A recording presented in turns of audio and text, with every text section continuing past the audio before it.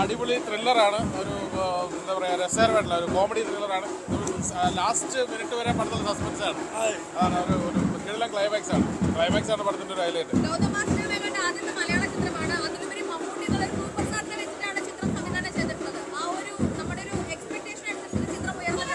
തീർച്ചയായിട്ടും ആ ഒരു എക്സ്പെക്ടേഷനിലാണ് നമ്മൾ ഈ പടം കാണുന്നത്. ഞാനാണെങ്കിൽ കട്ട ലാലേട്ടൻ ഫാനാണ്. പക്ഷേ ഈ ഒരു പടം കണ്ടിട്ട് എനിക്ക് ഭയങ്കരമായിട്ട് ഇഷ്ടമാണ്. കാരണം ഒരു കുറേ നാളിന് ശേഷം മമ്മൂക്കയുടെ ഒരു ത്രില്ലർ, പ്രത്യേകിച്ച് ഒരു പ്രൈവറ്റ് ഡിറ്റക്റ്റീവായിട്ടാണ് പുള്ളി ഇന്നത് ചെയ്യുന്നത്. അപ്പോൾ ഓരോ മിനിറ്റിൽ നമ്മളിങ്ങനെ അടുത്തെന്ത് ആരായിരിക്കും എന്നുള്ളൊരു ഇത് പിടിച്ചെടുത്തിക്കൊണ്ട് തന്നെ എനിക്കൊന്ന് ഗൗതം വാസുദേവൻ ആദ്യമായിട്ടായിരിക്കും ഒരു ഇൻവെസ്റ്റിഗേറ്റീവ് ത്രില്ലർ, ഇങ്ങനെ ഫുൾ ടൈം ഒരു ഇൻവെസ്റ്റിഗേറ്റീവ് ത്രില്ലർ ചെയ്യുന്ന ഗംഭീര പടം.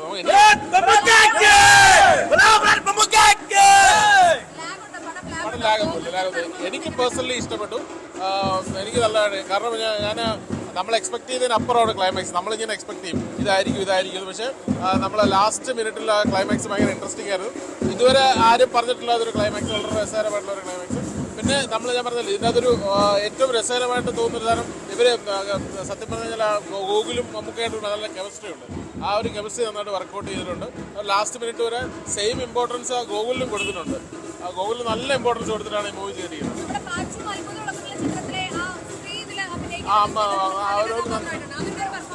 അവർ ഗംഭീരമായിട്ട് ചെയ്തിട്ടുണ്ട്. അവരെ ഈ ഒരു സ്റ്റോറിയുടെ ടേണിംഗ് പോയിന്റ് അവർ തന്നെയാണ്. അവരാണ് ഈ ഒരു സിനിമയിലേക്ക് ഒരു കേസിന്റെ പ്ലോട്ട് കൊണ്ടുവരുന്നത്. അവർക്ക് ഭയങ്കര ഇമ്പോർട്ടൻ്റ് ആയിട്ട് റോളാണ്. എല്ലാവർക്കും, വിനീതിനായാലും എല്ലാവർക്കും ഈ സിനിമയിൽ ഉടനീളം ഉള്ള. പക്ഷേ ഇത് ഞാൻ പറഞ്ഞില്ല, ഗോകുലും മമ്മൂക്കയായിട്ടുള്ള ഒരു കെമിസ്ട്രി ആദ്യമായിട്ടാണ് തോന്നുന്നില്ല അവർ. അല്ല, രണ്ടാമത്തെ പടമാണ് മാസ്റ്റർ പീസ് ഉണ്ട്, രണ്ടാമത്തെ പടമാണ്. പക്ഷെ ആ ഒരു ഇതുകൊണ്ടായിരിക്കും നല്ല കെമിസ്ട്രി ആയിരുന്നു ഗോകുലും മമ്മൂക്കയായിട്ട്. അത് സൂപ്പർ. തീർച്ചയായിട്ടും ഇതൊരു ഇൻവെസ്റ്റിഗേറ്റീവ് ത്രില്ലർ ലവേഴ്സിന് എന്തായാലും ഇഷ്ടപ്പെടുന്ന ഒരു പടമായിരിക്കും. ഫാമിലി പടമാണ്.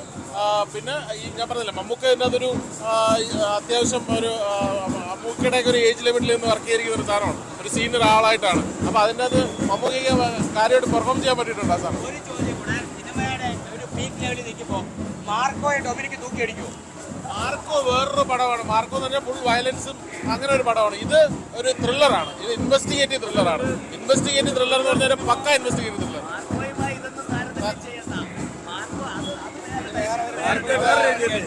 ഒരു ത്രില്ലർ സിനിമയുടെ വിജയം എന്ന് പറയുന്നത് പ്രേക്ഷകരെ പിടിച്ചിരുത്തുക എന്നുള്ളതാണ്. ഇത് നമ്മളെന്താ പറയുക, ആകാംക്ഷയുടെ മുൻമുന്നിൽ നിർത്തി അവസാനം വരെ പ്രേക്ഷകരെ പിടിച്ചിരുത്തണം. ഒരു ത്രില്ലർ സിനിമ വിജയം കാണണമെങ്കിൽ പ്രേക്ഷകരെ നമ്മൾ പിടിച്ചിരുത്തി നമ്മൾ അടുത്ത സെക്കൻഡ് എന്താണ് സംഭവിക്കുക എന്നുള്ളൊരു ആകാംക്ഷ അത് ഈ ചിത്രത്തിന്റെ അവസാനം വരെ ഉണ്ട്. അതാണ് ഈ ചിത്രത്തിന്റെ ഏറ്റവും വലിയ വിജയം. വളരെ രസകരമായിട്ടുള്ള പടമാണ്. കാരണം ഇതൊരു ക്ലൈമാക്സിൽ തന്നെ ഒരു നമ്മളെ മുൾമുനയിൽ കൊണ്ട് നിർത്തിയിട്ടാണ് അവസാനം എൻഡ് ചെയ്തിരിക്കുന്നത്. അപ്പോൾ എനിക്ക് തോന്നുന്നു ഉറപ്പായിട്ട് ഒരു സെക്കൻഡ് പാർട്ട് ഉണ്ടാവാൻ സാധ്യതയുണ്ട്. രണ്ടാമത് ഈ ഒരു ക്യാരക്ടർ CI ഡൊമിനിക് എന്ന് പറഞ്ഞൊരു ക്യാരക്ടർ നമ്മൾ വീണ്ടും വെള്ളിത്തിരയിൽ കാണാൻ ആഗ്രഹിക്കും. ത്രില്ലറാണ്, പക്ക ത്രില്ലറാണ്. ത്രില്ലർ ഇഷ്ടമുള്ളവർക്ക് ഉറപ്പായിട്ടും ഭയങ്കരമായിട്ട് ഇഷ്ടപ്പെടും പടം.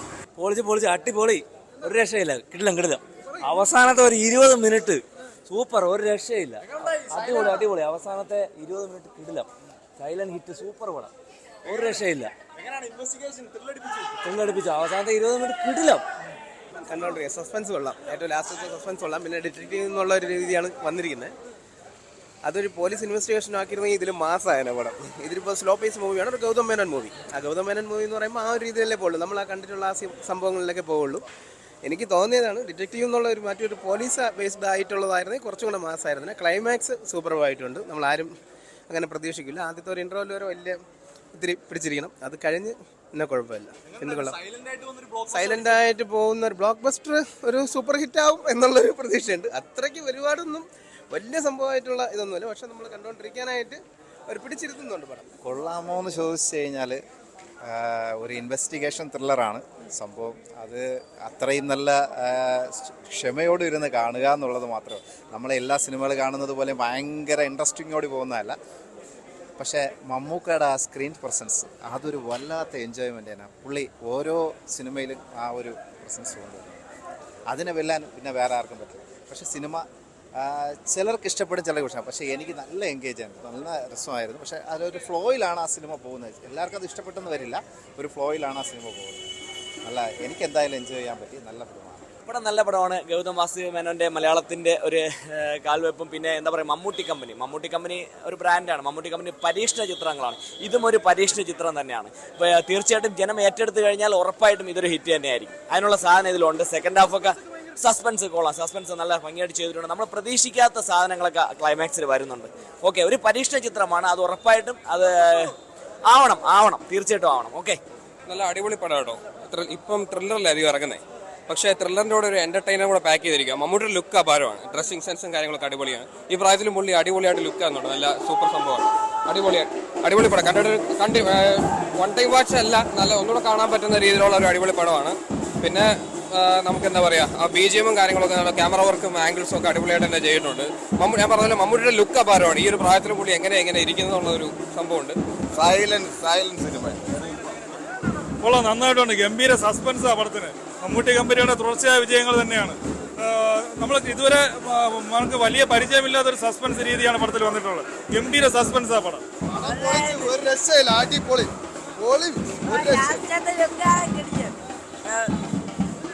പൊളിച്ച് ക്ലൈമാക്സ് ഒക്കെ സെറ്റ് സൂപ്പർ പടം. നല്ല പടം പടം കൊള്ളാം, നല്ല പടം, വ്യത്യസ്തമായ പടം, വ്യത്യസ്തമായ ഫിലിം. മമ്മൂട്ടിക്കിടയിലും പറയാനുണ്ട. സൂപ്പർ, നല്ല പടം, അടിപൊളി പടം, സൂപ്പർ പടം. മമ്മൂക്ക ഗൗതം മേനോന്റെ ആദ്യത്തെ മലയാള പടം വളരെ നന്നായിട്ടുണ്ട്. ഗൗതം മേനോന്റെ ഒരുപാട് ചിത്രങ്ങൾ നമ്മൾ തമിഴിൽ കണ്ടിട്ടുണ്ട്, എല്ലാം സൂപ്പർ ഹിറ്റാണ്. ജനങ്ങൾ രണ്ട് കൈയിലിട്ട് സ്വീകരിച്ചിട്ടുണ്ട്. അതേപോലെ ഈ പടവും തീർച്ചയായും ജനം സ്വീകരിക്കും. ഡൊമിനിക് എന്ന കഥാപാത്രത്തെ മമ്മൂക്ക അടിച്ച് പൊളിച്ചിട്ടുണ്ട്. അതുപോലെ നായിക കൂടെ അഭിനയിച്ച ഗോകുൽ സുരേഷ്, എല്ലാവരും വളരെ നന്നായിട്ടുണ്ട്. ക്ലൈമാക്സ് നമ്മൾ വിചാരിക്കുന്നതിന് അപ്പുറേ പോയി. വളരെ നല്ല പടം. കുഴപ്പമില്ല, ഫസ്റ്റ് മലയാളം പടമല്ലേ, കുഴപ്പമില്ല, കണ്ടിരിക്കും.